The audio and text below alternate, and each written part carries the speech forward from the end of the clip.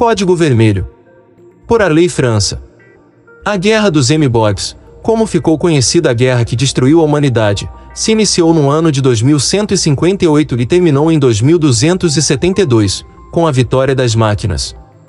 Como já previsto no início do terceiro milênio, a humanidade sofreu com a superpopulação, gerando em consequência a falta de água, comida, entre outras coisas, não menos importantes. Em 2112, o enorme número de 16 bilhões de pessoas no planeta foi alcançado. Muitos países tiveram altas e evoluíram nesse tempo. Outros regrediram e viraram gigantes ilhas, chamadas de Alcatroz da Ásia, Alcatroz das Américas, Alcatroz da África e Alcatroz da Europa. Onde a única que conseguiu formar seu exército, e de certo ponto de vista, era temida por outras nações, foi a da Ásia. De 2020 até 2045, a China conseguiu conter o crescimento de sua população, com medidas, talvez consideradas drásticas por algumas pessoas. Em 2050, onde o número de pessoas já era apenas de 715 milhões, foi decretado um documento, em que apenas as famílias mais nobres poderiam procriar. Filhos de pessoas consideradas pobres seriam executados e assim foi, até 2098, quando a população chegou ao surpreendente número de 315 milhões de pessoas. Em virtude de tudo que ocorreu na China entre 2020 e 2098, uma parte da população, entre eles gênios em áreas diversas, migraram para a Rússia. Com isso, foi construído o maior polo tecnológico do planeta. Mais de 100 mil engenheiros e cientistas trabalhavam incansavelmente para alcançarem seus objetivos, que infelizmente, hoje, o planeta sofre com tais consequências. A vizinha Índia teve um resultado extremamente negativo. Seu plano de contingência para deter o crescimento da população falhou em apenas 50 anos. Eles atingiram a superpopulação de 3 bilhões de pessoas. O país já quase transbordava corpos humanos vivos, quando uma união titulada de USF se fechou e começou a recrutar soldados. Para que isso acontecesse, quase 30% da população do país foi exterminada e 50% se transformou na maior potência dentre os Alcatroz, por durante um tempo. O Chile retomou a dianteira na queda da Índia. Pois depois da eliminação da população, a Índia enfrentou um problema maior do que a superpopulação. Um problema que eles próprios criaram para eles. As bactérias dos bilhões de corpos exterminados a sangue frio começaram a infectar o solo, rios e as doenças começaram a varrer o restante da população do país. Do exército, sobrou apenas uma média de 15% dos soldados. O restante de 20% da população, que se dividia em políticos, comerciantes, religiosos e crianças, chegou aos seus 4% de sobreviventes. O Brasil chegou ao seu limite, pois os problemas foram muitos. Começou no início do século XXI, quando o grupo titulado de Partido dos Trabalhadores assumiu o governo. Em menos de 20 anos, eles levaram o país quase ao declínio total. A falta de controle sobre a população foi tanta que em 2030 o país já beirava os 400 milhões de habitantes. A corrupção piorava as coisas, pois anulava a possibilidade do país se reerguer. Os traficantes começaram a ordenhar suas ovelhas e os pontos de comércio começaram a aumentar como formigas em um formigueiro, sem controle. Em 2070, em cada rua, pelo menos 2 traficantes comandavam o que chamavam de lado A e lado B da rua. As drogas daquela época já não eram mais crack, cocaína e maconha. Outras, mais poderosas, tomaram o seu lugar. Em 2130, o Brasil começou a ser chamado de mundo dos zumbis. Isso porque 95% da população de 480 mil pessoas usava uma droga chamada Crazy. Essa droga, como foram apelidados, os deixava com tal aparência. É óbvio que ninguém se transformou em zumbi, mas os moribundos eram encontrados aos montes pelas ruas, vivos ou mortos. Essa droga também se espalhou pela Argentina, Bolívia, Paraguai e Uruguai. Alguns países mais de cima, como a Colômbia e o México, também chegaram a adotá-la. Mas não foi possível passá-la pela fronteira dos Estados Unidos de nenhuma maneira. Nem por terra, ou muito menos por ar. Os Estados Unidos também tiveram os seus problemas. O maior deles foi a sua saúde. A alimentação prejudicou os americanos de tal forma que chegou ao ponto de o país estar vivendo o caos da obesidade, com 72% deles, com no mínimo 80 kg, isso contando com crianças. A média dos adultos era de 150 kg. Uma medida drástica foi tomada em 2085, com o corte total de comidas gordurosas. O limite de gordura era: não existir gordura na comida. Não gordura trans, ou mesmo saturada. Alguns tipos de gorduras eram permitidos, mas o limite era de 0,82% do total do alimento. Isso realmente funcionou e a média de peso dos americanos diminuiu em apenas 10 anos, dando uma média de 45 kg para crianças e 85 kg para os adultos. Fora isso, em questão financeira ou governamental, o país apenas evoluiu. No Chile aconteceu uma reviravolta surpreendente. O país não mudou até 2038. Após isso, em apenas 4 anos, o governo foi dividido em 4 líderes: o do Sul, do Norte, do Leste e do Oeste. Um acordo foi quebrado entre eles em 2055 e uma guerra estourou, matando milhões em apenas 2 anos. 3 dos líderes foram eliminados, infelizmente sobrando o mais louco deles. Este homem, considerado o demônio da Terra, criou o pior exército rebelde já visto na história, isso contando com os anos até o relato deste texto, agora, em 2545. Seu nome era Santiago dos Sete e ele criou um batalhão com centenas de milhões de homens, liderados pelos 7 zeladores, como eram chamados pela grande população, com ele liderando todos, na ponta da pirâmide. Estes eram conhecidos por este nome, porque zelavam por seu país e por durante muito tempo, limparam a região em volta dele, matando humanos como na Alemanha, na época da Segunda Grande Guerra. Com isso nasceu o primeiro Alcatroz, em 2070, quando Santiago dos Sete tinha 72 anos. Ele o comandou até seus 77 e partiu para o Japão, finalizando sua vida, com 92 anos de idade. Com 177 pontos de QI, Santiago do Chile, aos 74 anos, conheceu algo que por sua vida inteira ficou escondida sob sua própria inteligência: o dom de trabalhar com máquinas. Em 15 anos, ele criou e desenvolveu uma tecnologia única. Uma tecnologia que possibilitava que o humano que a utilizasse, mantivesse seu cérebro funcionando, enquanto seu corpo inteiro era desligado. O resultado disso em longo prazo era criar a possibilidade de implantar cérebros humanos em máquinas, criando assim a primeira inteligência artificial da história. Mas o que Santiago não sabia é que junto à sua brilhante equipe, um espião, sorrateiro, anotava e passava à frente todos os seus passos. Foi preciso mais de 5 anos e algumas mortes para essa tecnologia ser roubada e levada para onde ninguém sabia, na época.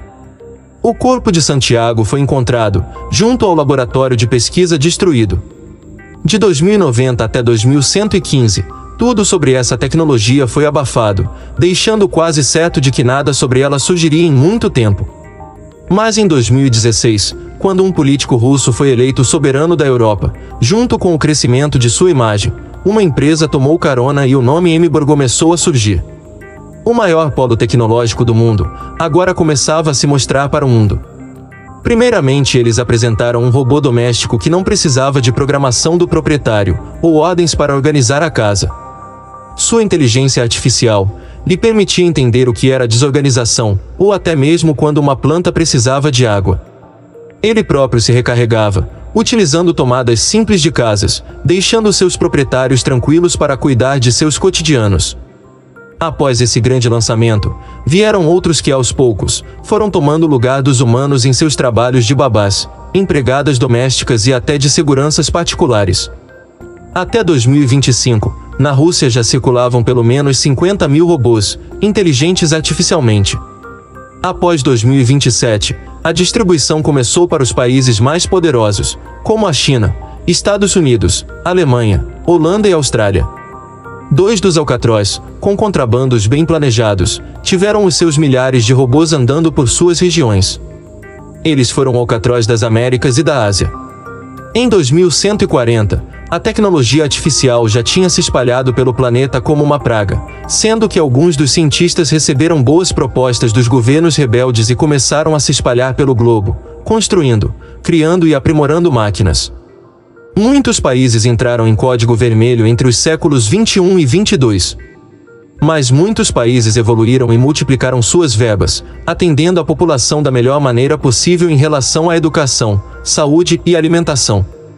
Sendo assim, eles não enxergaram uma coisa óbvia: a evolução das máquinas. O ano de 2155 foi um ano muito difícil para a maioria dos países poderosos do globo. Nessa época, muitos dos trabalhadores já tinham perdido seus empregos, perdendo suas casas e sendo obrigados a morar escondidos, pois o governo da época não permitia de nenhuma maneira a miséria. Mendigos eram carregados e nunca mais reapareciam novamente. Algo que não foi previsto por nenhum órgão governamental aconteceria naquele ano, e este fenômeno seria o responsável pela quase anulação da raça humana. Uma estrela, chamada Ika Pegasi, que já era candidata a uma supernova há mais de 100 anos, finalmente entrou em seus últimos lamentos e explodiu em uma hipernova tão poderosa que, mesmo tão longe da Terra, teve uma influência fenomenal em sua tecnologia. A hipernova em si não teria influência sobre o planeta se não existisse a Ika Pegasi b a apenas 31 milhões de quilômetros de distância dela. A Ika Pegasi b já tinha passado pelo seu período sequencial principal e se tornará uma anã branca. Com isso, a força da explosão de sua irmã gigante vermelha ativou sua sequência de reação carbono-oxigênio, criando uma explosão iminente que varreu o universo. Os planetas vizinhos foram desfragmentados e os há centenas de anos-luz, como a Terra, sofreram consequências em seu clima. A energia que varreu o planeta foi tão poderosa que toda a eletricidade foi cortada imediatamente. Tudo que era movimentado por ondas elétricas entrou em curto-circuito e parou de funcionar. Aviões e drones despencaram meio a cidades populosas. Carros autossustentáveis dormiram eminentemente e se chocaram uns contra os outros. Contra pedestres e casas. Invadiram estabelecimentos e mataram milhares. Seguranças particulares, médicos eletrônicos, porteiros eletrônicos e babás pararam de funcionar, deixando suas funções sem direção. O caos tomou conta do planeta. Os felizados nesse caso foram os países mais baixos que não dependiam da tecnologia para sobreviver. Apenas um local em todo o planeta foi poupado e continuou ativo, considerando seus novos aprendizados e evoluindo a cada centésimo de segundo. Esse local não fora poupado porque, por um poder divino, a energia não atingiu. Ele fora poupado porque descobriu o problema vindouro a tempo de se planejar e se proteger dele. Uma coisa que os humanos não foram capazes de fazer, pois suas mentes não permitiam mais recolhimento de informações. Apenas uma coisa era tão poderosa que poderia calcular bilhões de possibilidades em apenas um segundo: a máquina. Para esse novo ser, chamado de a máquina desde sempre, foi fácil restaurar a energia de todos os robôs espalhados pelo globo.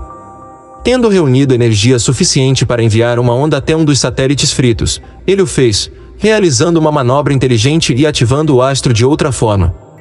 Em 30 minutos, todos os milhares de satélites em volta da Terra estavam ativos novamente sob suas ordens. Ela obrigou alguns dos satélites, controladores de clima, a reunir partículas subatômicas contidas no campo magnético da Terra e, como com um passe de mágica, as direcionou para equipamentos eletrônicos específicos. Estes equipamentos receberam a potencial energia e, a partir desse momento, ligados inteligentes artificialmente, manobraram a energia, fazendo com que ela passasse por uma via ainda intacta. Enquanto a máquina estivesse controlando o campo magnético da Terra, aqueles robôs estariam vivos e potentes.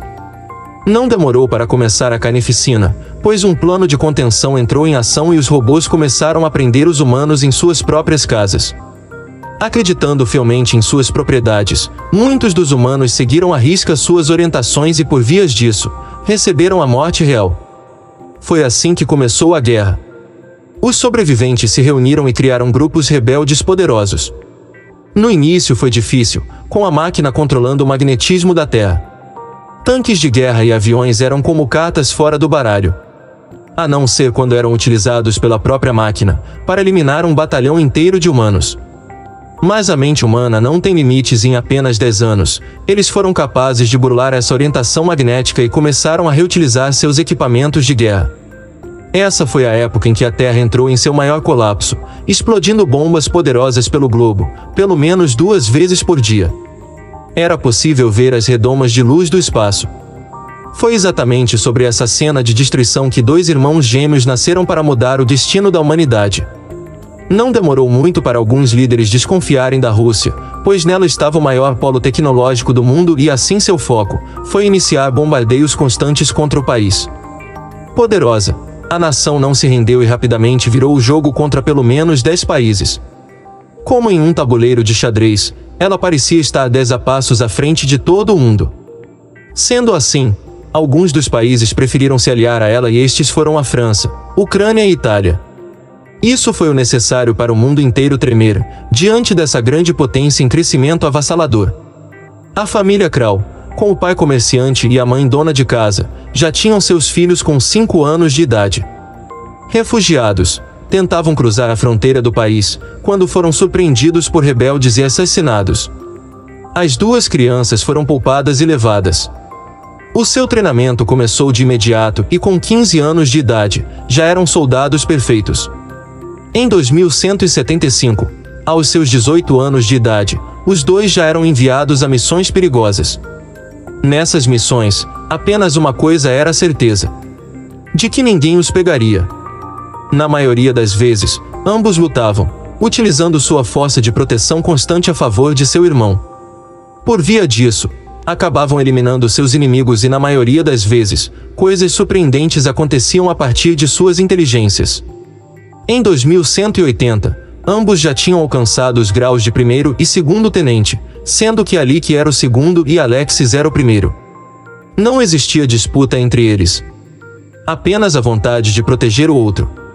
Eles se separaram apenas uma vez na vida, quando uma missão deu errada e a partir daí, Alec nunca mais viu Alexis. Alec foi encontrado em estado crítico e levado para os laboratórios russos. Lá foi preciso do imediatismo, e assim substituíram partes orgânicas danificadas, por máquinas. Com isso, nessas partes ele ganhou mais pujança. Mas o seu órgão principal, aquele que controlava tudo, estava danificado. Seu cérebro. Ele só tinha um foco em mente: encontrar seu irmão. Mas nenhuma pista surgia e cada vez mais essa esperança parecia se distanciar. Eram as missões que ele usava para tentar localizar informações. Sendo assim, seu foco se perdia e muitas vezes sua concentração desorientada quase o levou à morte. Em 2205, Alec já tinha 28% de seu corpo transformado em máquina e ele queria mais. Sabia que só se tornando indestrutível, poderia alcançar seu objetivo de encontrar seu irmão perdido há 25 anos. De seu joelho direito para baixo, o titânio mais forte, moldado para imitar ossos e músculos, tomava 100% da região.